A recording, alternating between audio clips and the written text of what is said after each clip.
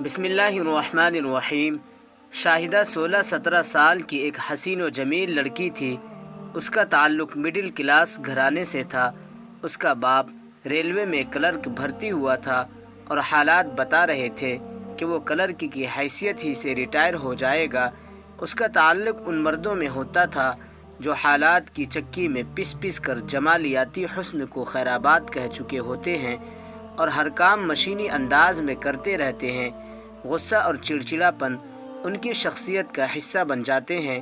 ایسے لوگوں کی موجودگی ان کے ساتھ رہنے والوں کو ہر وقت ایک ذہنی اذیت سے دوچار رکھتی ہے۔ وہ خود پر سختی اور بدمزاجی کا ایک ایسا خول چڑھا لیتے ہیں کہ لوگ ان سے کسی بھی قسم کی باتیں کرنے سے گریزاں رہتے ہیں۔ شاہدہ کا باپ سخت طبیعت کا ضرور تھا مگر گھریلو معاملات میں دلچسپی لیتا تھا۔ جو کچھ کماتا تھا بیوی کے ہاتھ پر لا کر رکھ دیتا تھا۔ اسے بیوی اور بیٹی سے محبت تو بہت تھی مگر وہ اظہار نہیں کرتا تھا۔ شاہدہ نے جب یہ کہا کہ وہ میٹرک کے بعد اپنی تعلیم جاری رکھے گی تو اس نے دفتر سے قرض لے کر کالج میں اس کا داخلہ بھی کروا دیا تھا۔ شاہدہ کی ماں بھی اپنے کام سے کام رکھتی اور شوہر سے دوسری بیویوں کی طرح گھل مل کر نہیں رہتی تھی۔ اس کی یہ وجہ بھی تھی کہ وہ اس سے زیادہ باتیں کرنا پسند نہیں کرتا تھا اور اپنے کام سے کام رکھتا تھا۔ اس کے اس نامناسب رویے کی وجہ اس کے آفس کے حالات تھے جہاں بہت زیادہ ملازموں کی وجہ سے ترقی کے آثار معدوم تھے۔ سالوں ہو گئے تھے اور ابھی تک اس کی پروموشن کے دور دور تک آثار نہیں تھے۔ اخراجات بڑھتے جا رہے تھے اور تنخواہ وہیں کی وہیں تھی۔ باپ کے رویے کی وجہ سے شاہدہ بھی اس سے بات کرتے ہوئے جھجکتی تھی اور وہ گھر میں ہوتا تو سر پر دوپٹہ ڈالے خاموشی سے کسی کام میں لگی رہتی۔ شاہدہ کو اپنی غربت اور کم مائگی کا بہت احساس تھا۔ ان کی سہیلیاں اور آس پڑوس کی عورتیں اس کی خوبصورتی کی تعریف کرتیں تو اس کے دل میں خواہش پیدا ہوتی کہ کاش اس کا باپ پیسے والا ہوتا۔ اس غربت بھرے ماحول میں رہنے کے باوجود وہ تعلیم حاصل کرنا چاہتی تھی۔ اس کی بھی ایک وجہ تھی کہ وہ دوسری لڑکیوں کو دفتروں اور مختلف اداروں میں کام کرتا دیکھتی۔ اسے ان کے ٹھاٹ باٹ نظر آتے۔ وہ اونچی ہیل کے سینڈل پہنے کھٹ کھٹ چلتی پھرتی نظر آتی اور گٹ پٹ انگلش بولتی تو اس کے دل میں بھی یہ خواہش پیدا ہوتی کہ اسے بھی ایسا ہی بننا ہے۔ وہ کسی پر ظاہر تو نہیں کرتی تھی مگر یہ حقیقت تھی کہ وہ احساس کمتری کا شکار ہو گئی تھی۔ اسے اپنی غربت، اپنا ماحول اور ذرا ذرا سی چیزوں کے لیے ترسنا بالکل اچھا نہیں لگتا تھا۔ اس نے جیب خرچ سے پیسے بچا کر ایک موبائل بھی خرید لیا تھا۔ یہ موبائل نہایت چھوٹا سا تھا، فنکشن بھی کچھ نہیں تھے۔ نمبر ملا کر کسی سے بات کر لو یا پھر FM ریڈیو سن لو، اس کے لیے یہ بھی غنیمت تھا۔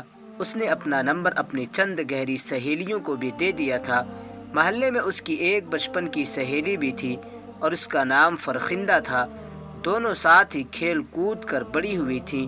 فرخندہ کا باپ نہیں تھا اور ماں نے ایک دھاگا بنانے کی فیکٹری میں نوکری کر کے اسے پالا تھا۔ میٹرک کرنے کے بعد وہ بچوں کے ایک اسکول میں بطور ٹیچر بھرتی ہو گئی تھی۔ کچھ ماہ پہلے اس کی ماں اچانک بیمار ہو کر چل بسی تھی اور اب وہ اس دنیا میں بالکل تنہا تھی۔ اپنی اپنی مصروفیات کے باوجود دونوں اب بھی وقت نکال کر کبھی کبھی ایک دوسرے سے مل لیا کرتی تھیں۔ آج بھی وہ عید کی کچھ شاپنگ کرنے مارکیٹ گئی تھی۔ شاپنگ کر کے وہ گھر لوٹی تو ماں نے اسے کھانا نکال کر دیا۔ وہ ابھی کھانے سے فارغ بھی نہیں ہوئی تھی کہ موبائل پر ایک اجنبی نمبر سے کال آئی۔ وہ سوچ میں پڑ گئی کہ اٹینڈ کرے کہ نہ کرے۔ اس نے بات نہیں کی۔ کھانا کھا کر وہ تھوڑی دیر آرام کرنے کے لیے بستر پر لیٹ گئی۔ تھوڑی دیر بعد اسی نمبر سے پھر کال آئی۔ اس مرتبہ اس نے ادھر ادھر دیکھتے ہوئے اوکے کا بٹن دبا دیا۔ دوسری طرف سے کسی نے نہایت نرمی اور مہذب انداز میں کہا، شاہدہ پلیز میری بات سنیں، بغیر فون بند نہیں کرنا۔ اس نے جلدی سے فون بند کر دیا۔ اس کا دل دھک دھک کر رہا تھا۔ وہ اتنی خوفزدہ ہو گئی تھی کہ اس نے فون کو ہی آف کر دیا۔ فون کرنے والے کا لہجہ رہ رہ کر اس کے ذہن میں گونج رہا تھا۔ وہ حیران تھی کہ وہ کون تھا جسے اس کا نام بھی معلوم تھا۔ اس کی تو آج تک کسی لڑکے سے بات چیت بھی نہیں ہوئی تھی، نہ اپنوں میں نہ غیروں میں۔ پھر اس لڑکے کو اس کا نمبر کیسے ملا؟ اس کے پاس ان سوالوں کے جوابات نہیں تھے۔ وہ کب تک فون بند رکھتی؟ رات کو کسی سہیلی سے بات کرنے کے لیے اس نے موبائل آن کر لیا، پھر اس نے بات ختم کی ہی تھی کہ اسی نمبر سے پھر فون آ گیا۔ اس نے سوچا کہ کال اٹینڈ کر لے، مگر اس کی ہمت نہ ہوئی۔ اسے اپنی کئی سہیلیاں یاد آئیں، گھر والوں سے چھپ کر۔ ان کی بھی لڑکوں سے دوستی تھی اور سب کی سب ان دوستیوں پر بہت خوش تھی۔ شاہدہ کے ذہن میں یہ بات آئی کہ وہ سب لڑکیاں بولڈ تھیں۔ اس خیال کا آنا تھا کہ اس نے بھی بولڈ بن جانے کے فیصلے کر لیے۔ اس نے یہ بھی سوچا کہ کون سا وہ اسے فون پر کھا جائے گا۔ معلوم تو کرنا چاہیے حضرت کون ہے اور کتنے پانی میں ہیں اور کیا چاہتے ہیں۔ اس نے کال اٹینڈ کر لی۔ اس کے بعد یہ سلسلہ چل پڑا اور 2-3 دنوں میں ہی اسے پتہ چل گیا کہ اس کا نام ناصر ہے اور اس نے شاہدہ کو کسی مارکیٹ میں دیکھا تھا۔ شاہدہ کے ذہن میں یہ بات آ ہی نہ سکی کہ اس سے پوچھے کہ اسے اس کا نمبر کیسے پتہ چلا۔ اس نے یہ بھی بتایا کہ وہ ایک امیر باپ کا بیٹا ہے اور اس کے کاروبار میں ہاتھ بٹاتا ہے۔ اس نے جب اسے پہلی مرتبہ دیکھا تھا تو وہ اسے اتنی اچھی لگی کہ اس نے سوچ لیا کہ اسی سے شادی کرے گا۔ شادی کی خواہش کوئی بری بات نہیں تھی۔ شاہدہ نے اس بات کا برا نہیں مانا، مگر اپنے تئیں اس نے ایک بڑی عقل کی بات کر دی۔ شادی بیاہ کوئی گڑیا گڈے کا کھیل نہیں۔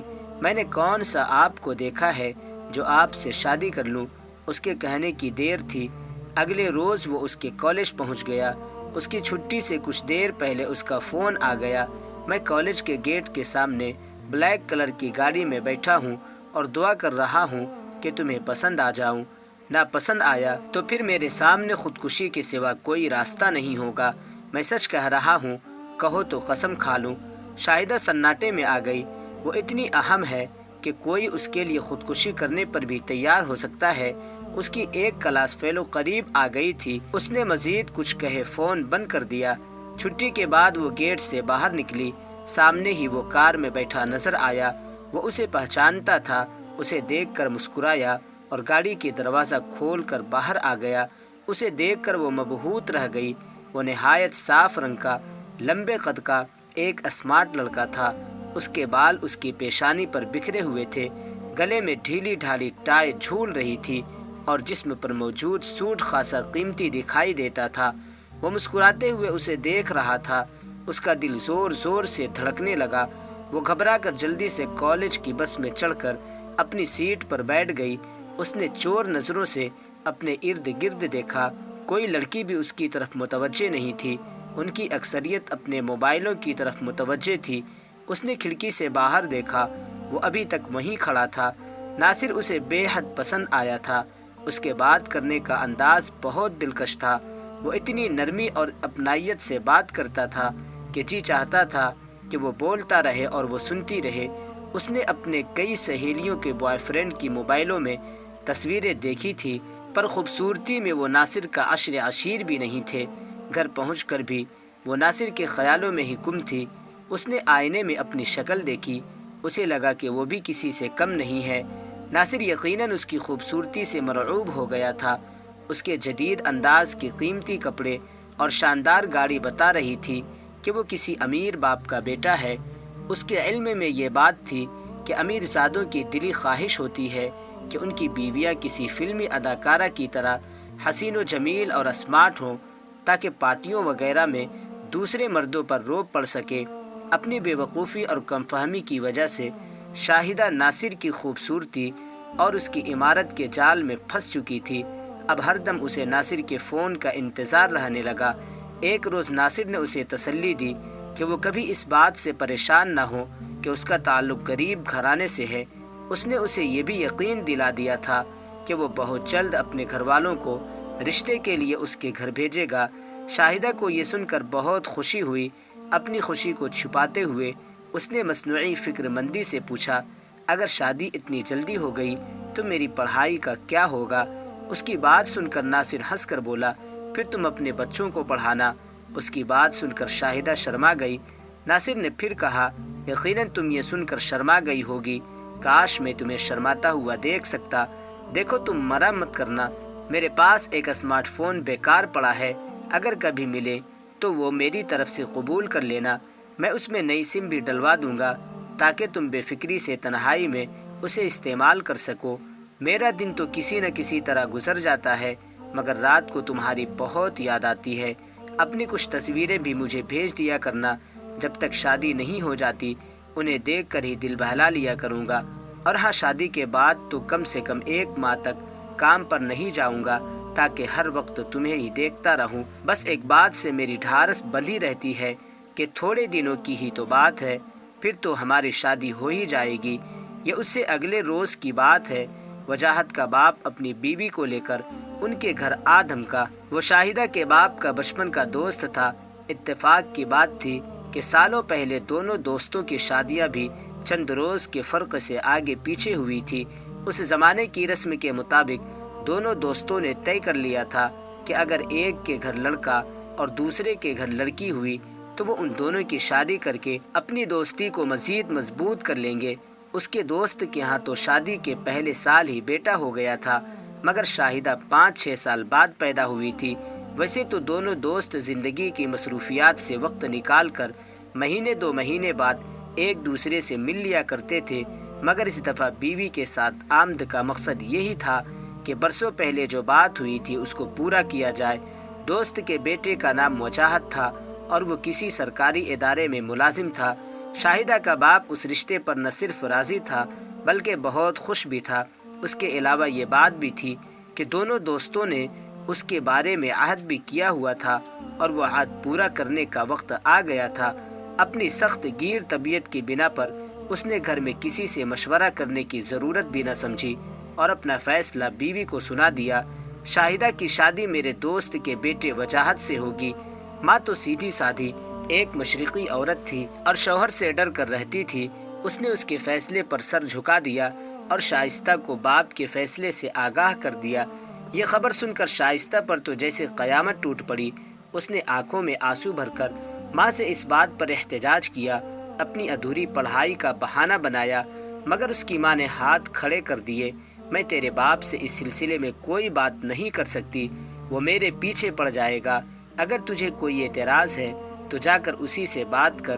یہ بات بس یاد رکھنا کہ ماں باپ جو بھی کرتے ہیں اولاد کے حق میں بہتر ہی ہوتا ہے۔ اس میں اتنی ہمت کہاں تھی کہ باپ سے بات کرتی۔ وہ دل محسوس کر رہ گئی۔ ایک روز اس کی ماں اور باپ وجاہت کے گھر جا کر اسے دیکھ بھی آئے۔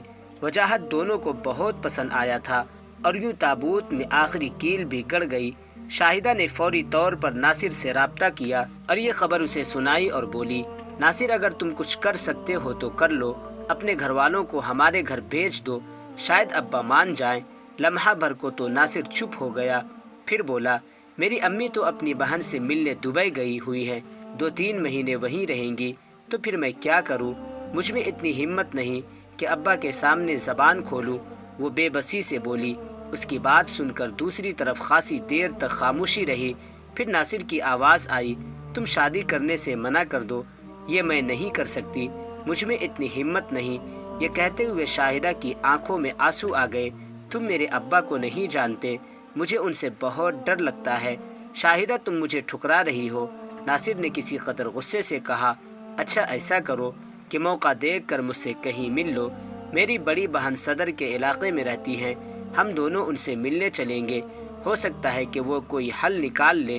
اس سے پہلے بھی ناصر نے اس سے کہیں باہر ملنے کو کہا تھا، مگر اپنی فطری بزدلی کی وجہ سے وہ اس پر راضی نہیں ہوئی تھی۔ اس مرتبہ بھی وہ ناصر کے مطالبے کو صاف ٹال گئی۔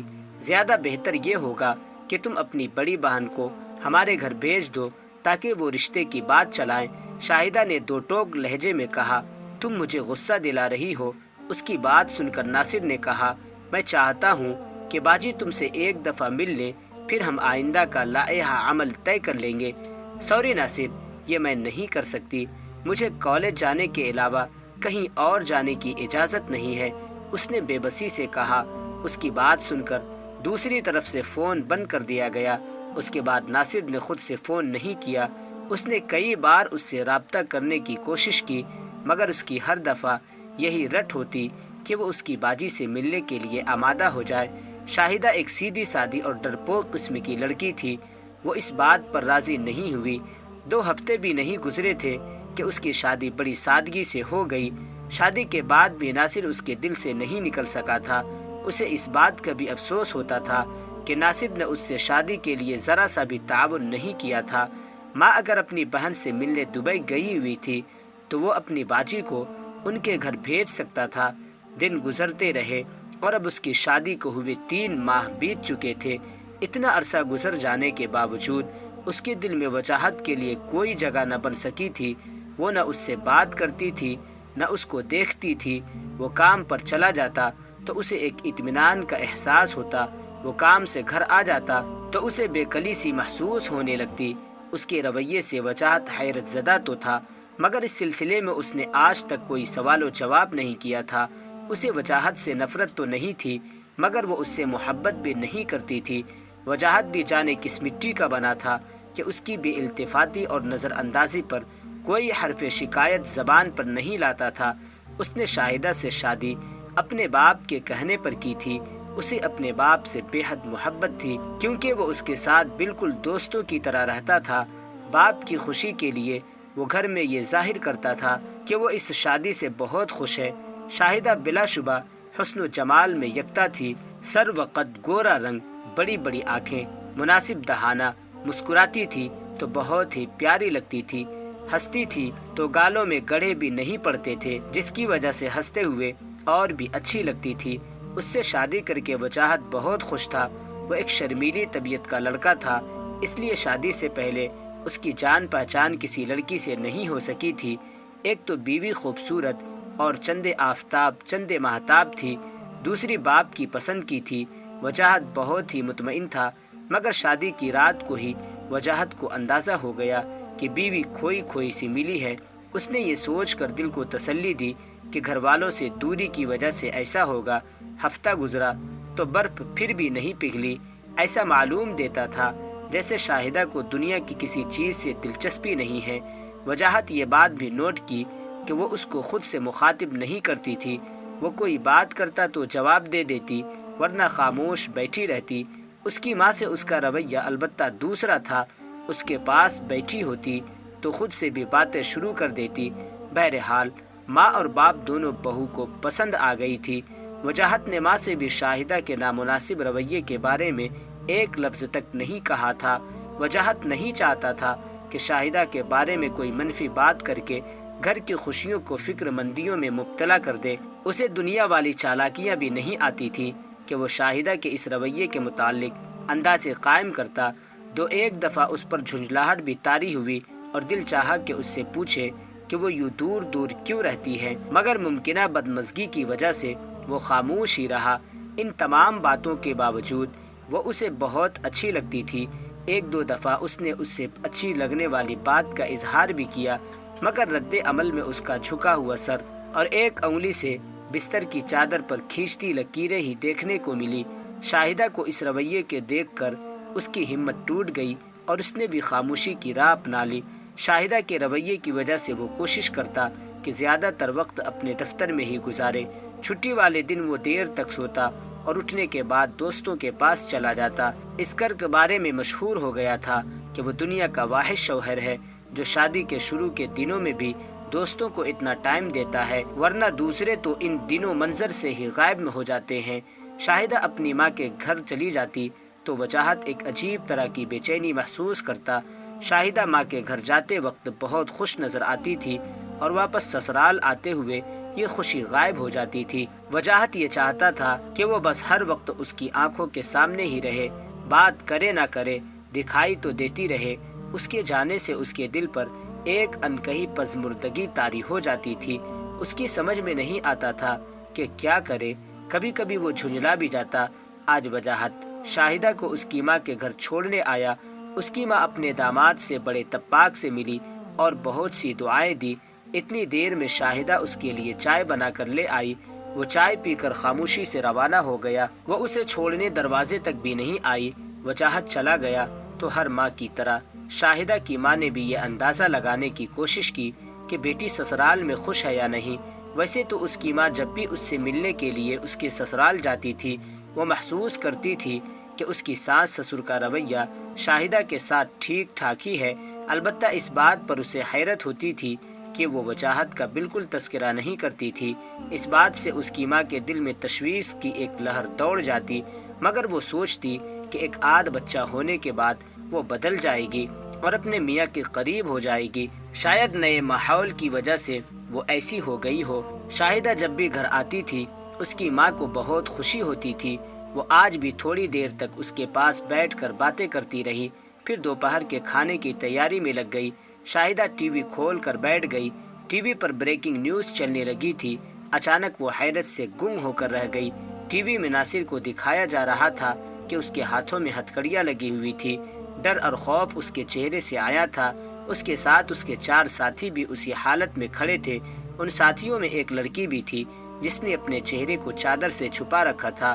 پاس ہی کرسیوں پر سائبر کرائم کی ٹیم کے ارکان بیٹھے ہوئے تھے اور پریس کانفرنس میں ایک ڈپٹی ڈائریکٹر اس واقعہ کی تفصیلات بتا رہا تھا جس کی وجہ سے ان لوگوں کو پکڑا گیا تھا۔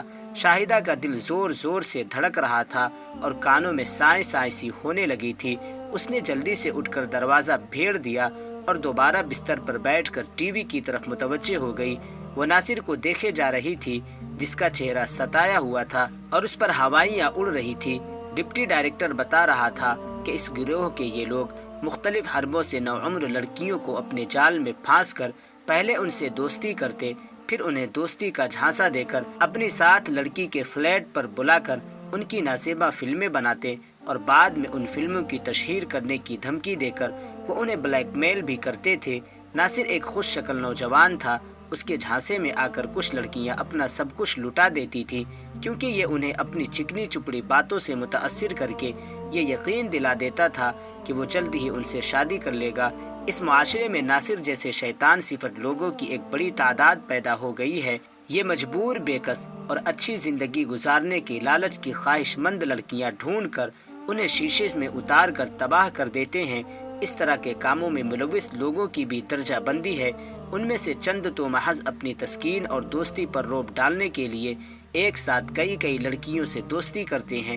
دوسرے ناصر جیسے حیوان اور بے ضمیر لوگ ہوتے ہیں۔ یہ لوگ بھولی بھالی اور انڈین ڈراموں اور فلموں سے متاثرہ لڑکیوں کو اپنے جال میں پھانس کر انہیں اپنا ذریعہ معاش بنا لیتے ہیں۔ وہ نہ صرف ان کی قابل اعتراض فلمیں باہر کے ملکوں میں بیچ کر رقم کماتے ہیں بلکہ ان لڑکیوں کو بھی ڈرا دھمکا کر ان سے بھی رقم ایٹھتے ہیں۔ اگر لڑکیاں روپیے نہ دیں تو وہ یہ انہیں دھمکی دیتے ہیں کہ وہ سارے ثبوت سوشل میڈیا پر لگا دیں گے۔ اس کام کے لیے انہوں نے کرائے پر ایک فلیٹ لے رکھا تھا اور اسی فلیٹ میں لڑکیوں کو لایا جاتا تھا۔ ناصر متاثرہ لڑکیوں سے یہ کہتا تھا کہ یہ فلیٹ اس کی بڑی بہن کا ہے۔ بے وقوف لڑکیاں اس کی بات کا یقین کر لیتی تھی۔ وہ یہ کہہ کر انہیں اس گھر میں بلاتا تھا کہ اس کی بہن اس کی ہونے والی بیوی سے ملنا چاہتی ہے تاکہ فیصلہ کر سکے کہ وہ لڑکی اس کے بھائی کے لیے مناسب بھی ہے یا نہیں۔ وہ لڑکی اس کی بہن نہیں بلکہ اس مکروہ دھندے میں ملوث ان لوگوں کی ساتھی ہے جن لڑکیوں کو یہ لوگ بلیک میل کرتے تھے۔ ان سے ان کی سہیلیوں کے موبائل نمبر بھی زبردستی حاصل کر لیا کرتے تھے۔